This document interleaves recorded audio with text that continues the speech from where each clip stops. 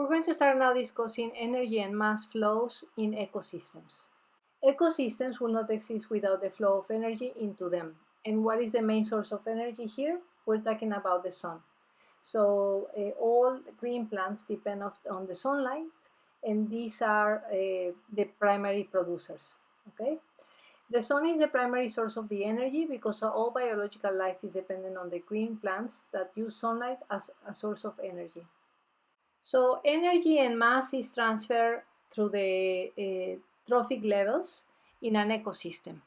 These trophic levels are depending on how energy is being taken. So the first ones are the primary producers, which take the energy from the sun, and also they can take energy from inorganic sources. Then we go to the primary consumers and the secondary consumers. So these are the three levels, these three main levels that we have. And if you notice, primary producers are the ones who actually take the energy from sun and also take the carbon, because they need carbon from the carbon dioxide in the atmosphere. So these are very important for carbon CO2 uptake, right? And then all this biomass is being consumed by other organisms, and it starts going to these different trophic levels. So here in this table, what I'm showing you is that there are different types of organisms, and these are divided into based on the energy and carbon sources. So we can have phototrophos, which use energy as the light as the primary energy source. Then we have chemiotrophos, which uses organic or inorganic compounds. And then we have other classifications.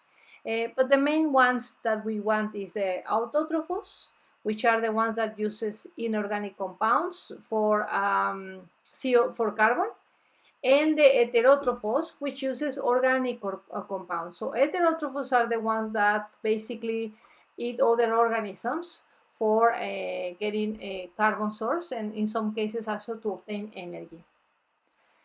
So let's start now about the starting point of this food chain. So the start point is the uptake of the primary producers, which are the ones that carried out the uptake of energy through the photosynthesis. So you are very familiar with this equation probably, because it's the overall equation that shows how many moles of CO2 is being taken and how much energy is being taken from the sun in order to produce chemical compounds, right? So this overall equation is based on the formation of sugar as glucose, but there is a formation of different compounds from CO2 and energy from the sun. The rate of production of biomass, that can be cells, glucose, or other organic chemicals, by the primary producers is referred to net primary productivity. And this allows to have a distinction between productivity among ecosystems. This productivity varies a lot depending on the type of ecosystem, and it's dependent also on the climate, including the temperature and the rainfall, or the amount of precipitation. So you can see, for instance, that in mid-latitudes, productivity is obviously more linked to seasonal changes, while the productivity near the equator is fairly constant. So in this figure, what you can see is that the forests, tropical forests and swamps, have higher net primary productivity as compared to deserts and Arctic tundra. And this is highly linked, as you can see, to sunlight, radiation, temperature, water, and availability of nutrients. But you can also see in this figure that the high productivity is encountered in oceans. So that's where why we can see algal beds and reef with a high value, right? In this figure, we can see the relationship between the terrestrial net primary productivity and mean annual temperature. So you can see that there is a correlation, and for this correlation, we also have an equation of the best fit for this relationship. A similar correlation with less S shape of the figure is encountered when we plot precipitation and net primary productivity. So from this, we can also have an equation that correlates with the mean annual precipitation.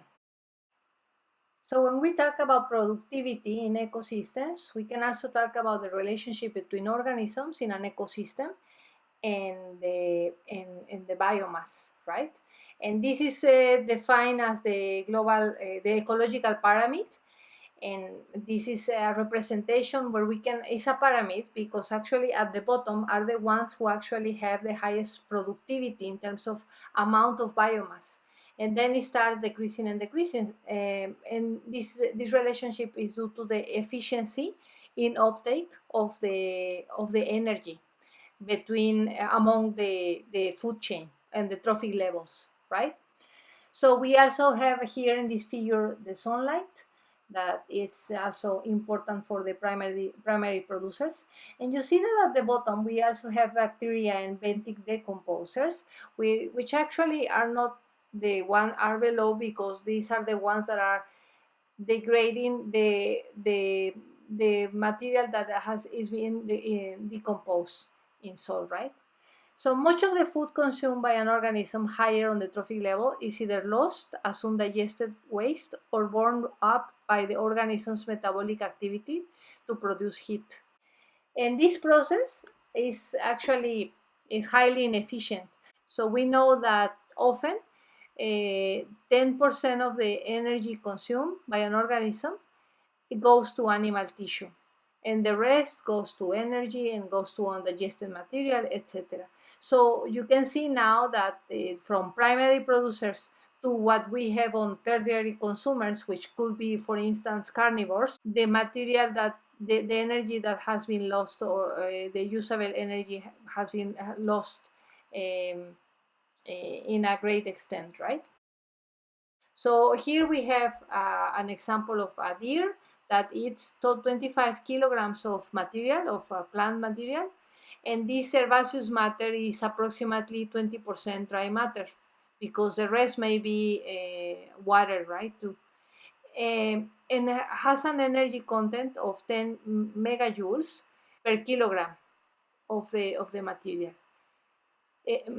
Of this total energy ingested, 25% is excreted as undigested material, and the other 75% is digested. But from this, 80% is lost to metabolic waste products and heat, and the remaining 20% is converted to body tissue.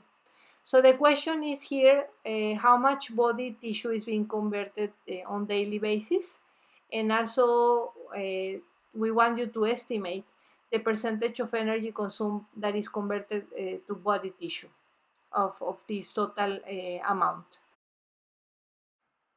So first of all, we need to calculate the true percentage of material of that is being uptake and that contains the energy, right? So from the 25 kilograms of material per day that is being consumed by the deer, only 20% corresponds to the dry material that is taken and has the energy. So this is equal to 5 kilograms per day, and this one we can use it for estimate the amount of energy that is being contained on this amount of material. So we multiply 5 kilograms per day times the amount of energy, which is 10 megajoules per kilogram. And from here, we know that we have in total 50 megajoules per day.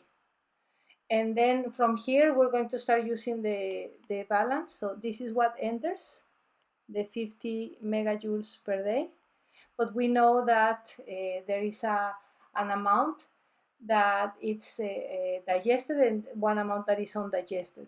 So first we're going to estimate the amount that is being digested, which is 75%.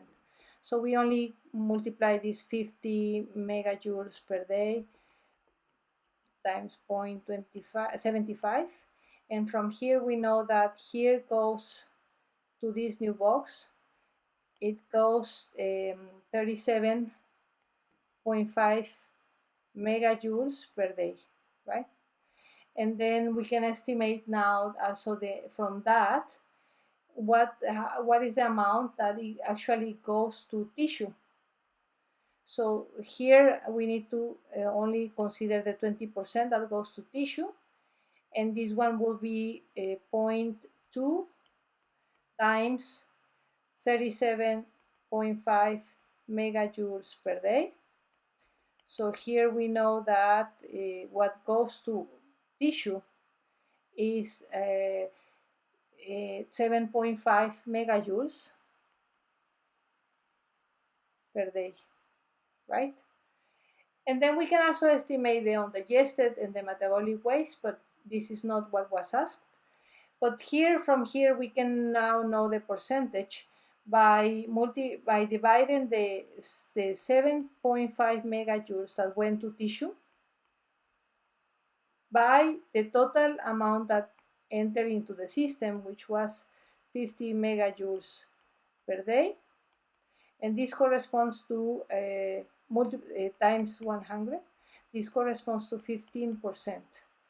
So we say before that approximately 10% goes to, on average, to tissue. When we don't have the value, we can only use this rough number.